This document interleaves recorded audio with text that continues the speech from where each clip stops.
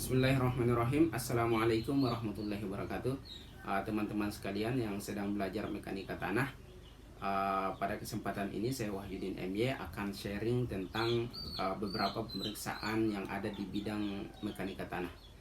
Sebab kita mungkin ketahui bersama bahwa sangat banyak pemeriksaan dalam bidang ini yang terdiri dari pemeriksaan lapangan dan pemeriksaan laboratorium. Pemeriksaan lapangan misalnya standar penetration test, hand boring, atau sondir, itu kita bisa, atau pemeriksaan lainnya, teman-teman bisa juga melihat video saya yang lain untuk mereview pemeriksaan lapangan yang saya sebutkan tadi.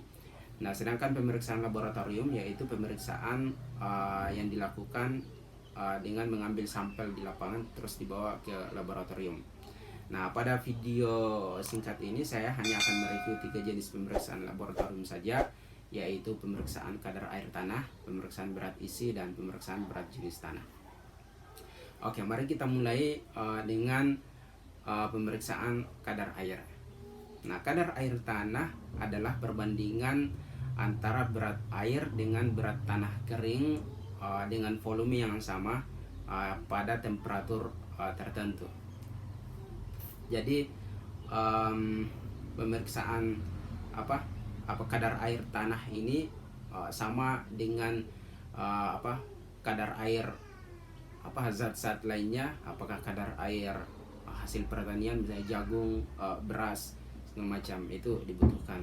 Khusus untuk mekanika tanah, kadar air tanah ini merupakan data yang dibutuhkan dalam pemeriksaan atau desain lebih lanjut.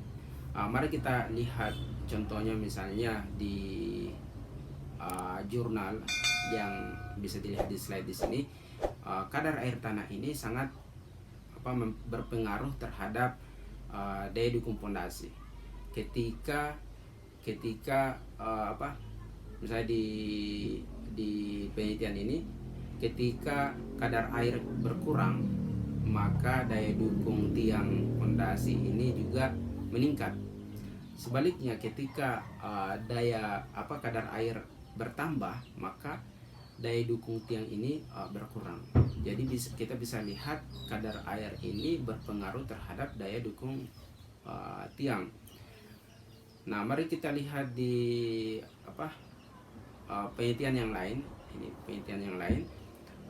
Kadar air di sini itu berpengaruh terhadap kohesi tanah, kohesi lereng.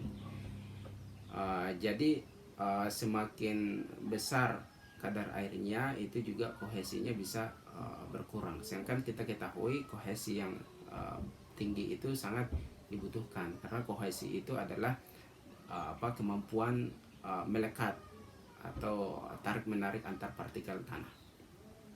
Nah, kita kembali ke pemeriksaan kadar air tadi. Ketika kita sudah paham bahwa kadar air ini adalah data yang penting dalam mekanika tanah atau perancangan fondasi misalnya, kita perlu mengetahui bagaimana cara mengukur kadar air. Sangat gampang, kita lihat kadar air itu bisa ditentukan dengan cara memasukkan tanah undisturbed ke dalam cawan atau ke dalam wadah atau ke dalam tin box, kemudian di oven selama 24 jam pada suhu 105 sampai 110 derajat Celcius hingga mencapai kemudian didinginkan setelah di oven hingga mencapai suhu ruangan, kemudian beratnya dihitung atau ditimbang kembali. Untuk lebih jelasnya, mari kita lihat contoh perhitungan di slide ini. Nah, dari pengertian kadar air tanah yang saya sebutkan tadi, kita bisa menyimpulkan bahwa kadar air tanah ini rumusnya sama dengan berat air dibagi dengan berat tanah kering kemudian dikali 100%. Jadi yang kita dapat adalah persentase kadar air. Nah, mari kita lihat di tabel perhitungan. Kita lihat di sini kedalaman 1,7 meter.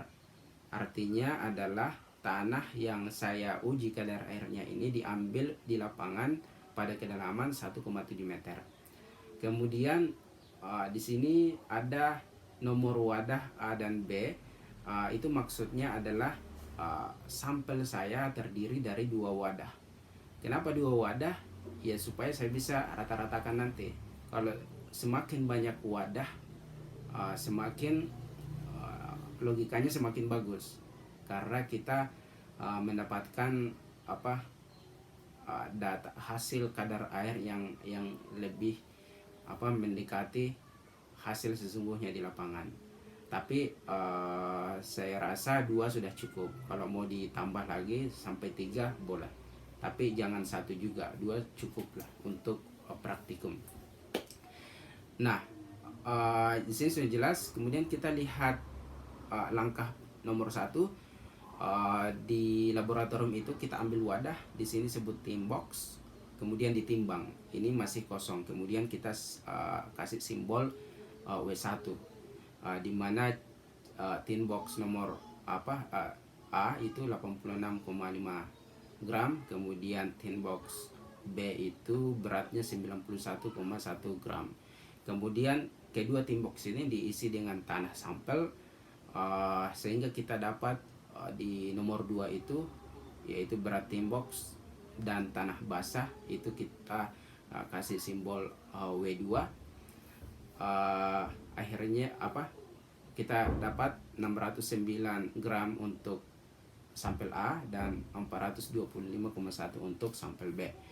Kemudian di oven selama 24 jam pada suhu 110 derajat Celcius.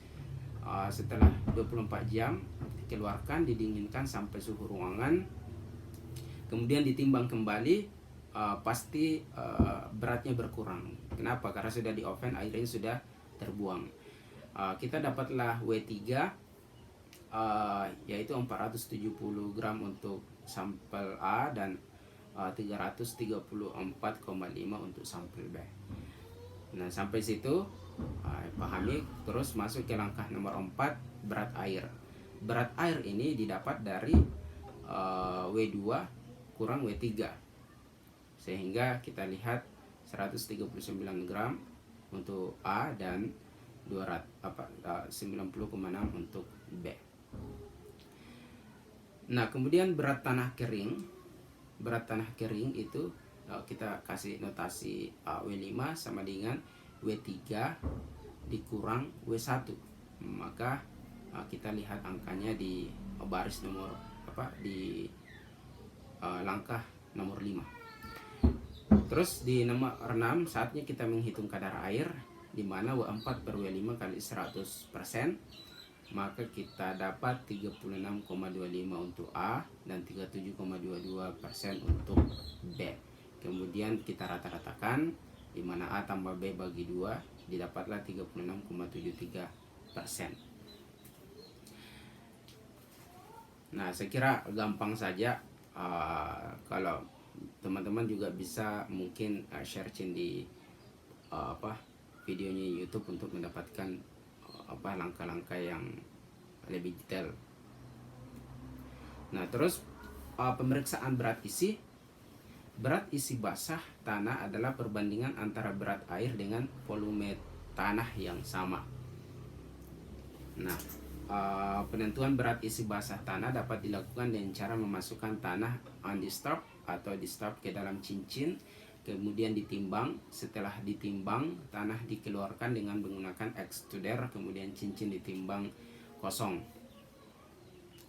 Teman-teman, di sini ada istilah undisturbed dengan disturbed sampel atau tanah. Kalau di kadar air kita menggunakan undisturbed tanah. Di sini boleh disturbed atau undisturbed. Maksudnya adalah undisturbed itu adalah tanah yang tidak terganggu,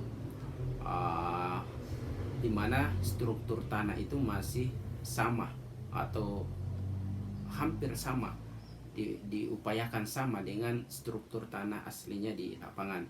Sedangkan disturbed atau terganggu itu strukturnya sudah berbeda. Apakah itu karena pengambilan di lapangan atau transportasi atau penyimpanan, itu sudah membuatnya terganggu. Tapi kalau undisturbed itu diupayakan sama, jadi pakai tabung khusus sehingga strukturnya tetap sama.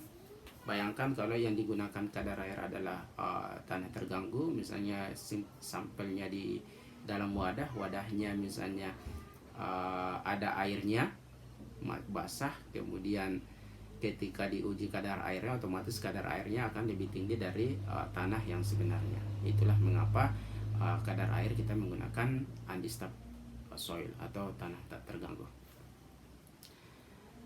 Nah, kita lihat contoh perhitungan di berat isi basah sama dengan tadi. Sampelnya sama tadi, kedalaman 1,7 meter, kemudian sampelnya ada 2 juga, A dan B. Kemudian berat tanah dan berat cincin. Berat tanah dan berat cincin itu kita dapat. Kemudian setelah itu tanahnya dilepas atau dipisahkan dari cincin, kemudian cincinnya ditimbang tersendiri. Logikanya kita akan dapat kemudian berat tanah basah itu adalah berat tanah tambah berat cincin tadi dikurang berat cincin. Terus isi cincin itu yaitu volume cincin, volumenya. Jadi dalam berbentuk tabung kita bisa ukur diameternya, terus ukur tingginya, maka kita akan dapatkan, kita bisa hitung volumenya. Nah, kebetulan yang saya gunakan di sini bisa dilihat di sini isi cincin. Saya tidak tahu kenapa beda ya, harusnya sama cincinnya. Karena ini data yang saya gunakan ketika saya masih kuliah, saya lupa juga. Intinya logikanya jangan terpaku di sini. Logikanya adalah isi cincin itu adalah volumenya. Jadi ketika nanti misalnya volumenya cincinnya berbeda, ya gampang saja, atau tidak ada data cincin yang sudah didapatkan di situ, ya sudah hitung manual. Terus berat isi didapat dari berat tanah basah dibagi isi cincin, maka kita dapat 1,93 untuk sampel A dan 2,06 gram per cm pangkat 3 untuk sampel B. Kemudian dirata-ratakan didapatlah 1,99 gram per cm kubik. Nah, pemeriksaan yang ketiga yang ingin saya review pada video ini yaitu pemeriksaan berat jenis tanah. Berat jenis tanah adalah perbandingan antara butir-butir tanah dengan berat air destilasi di udara dengan volume yang sama pada temperatur tertentu.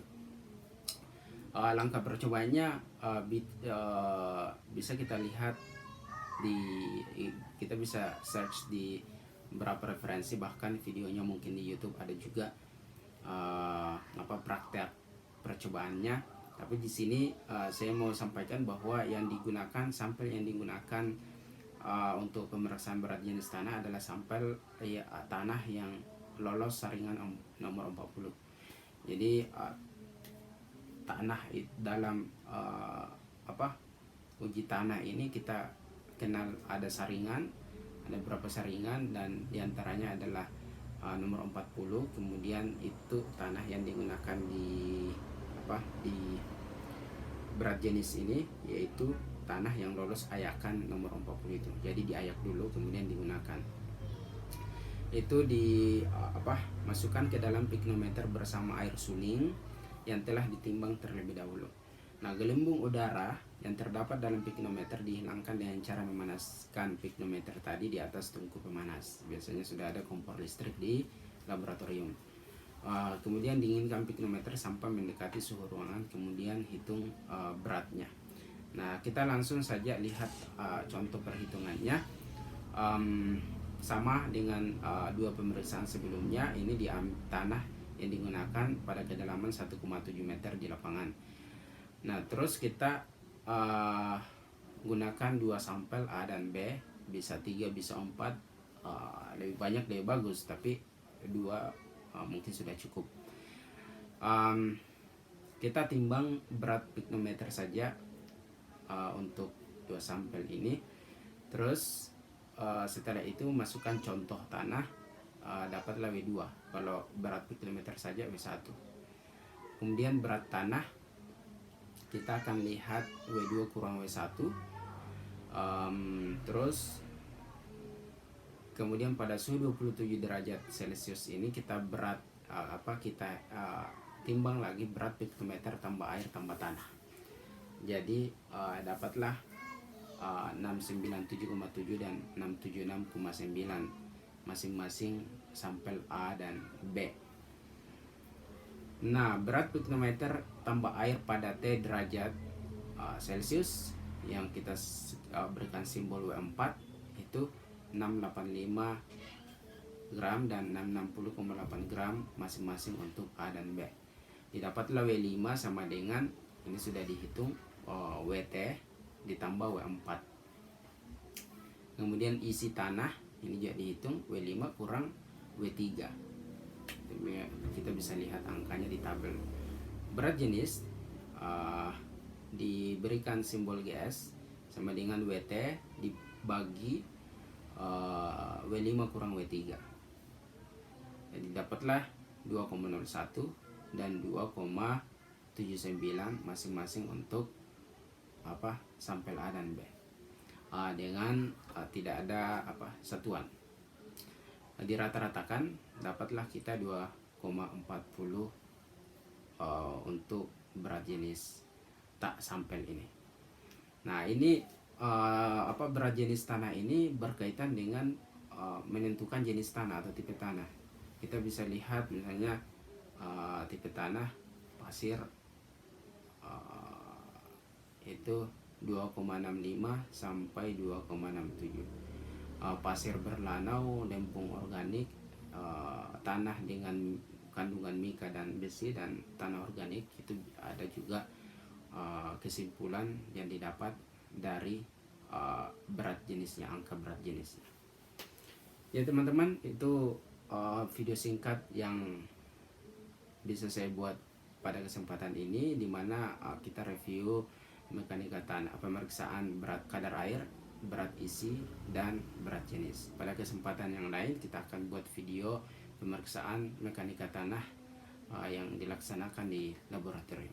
Terima kasih telah menonton. Assalamualaikum warahmatullahi wabarakatuh.